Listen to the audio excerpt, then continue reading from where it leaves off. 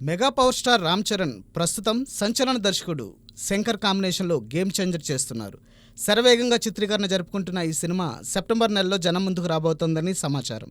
ఈలోపే తన తదుపరి చిత్రాన్ని పట్టాలెక్కించే దిశగా ప్రయత్నాలు చేస్తున్నారట రామ్ చరణ్.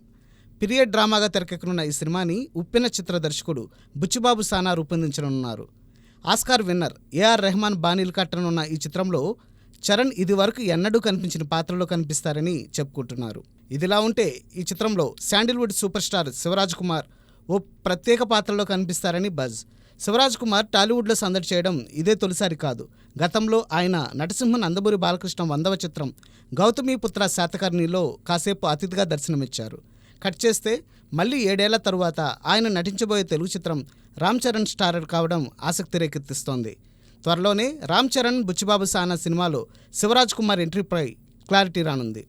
ఇదిలా ఉంటే గత ఏడాది సూపర్ స్టార్ రజనీకాంత్ తమిళ అనువాద చిత్రం జైలర్లో కొద్దిసేపు మెరిసిన శివరాజ్ కుమార్ ఈ పొంగల్కి రానున్న మరో కోలీవుడ్ ప్రాజెక్ట్ కెప్టెన్ మిల్లర్లో ఓ ముఖ్య పాత్రలో కనిపించబోతున్నారు. ఇందులో రజనీకాంత్ మాజీ అల్లుడు ధనుష్ హీరోగా నటించడం విశేషం.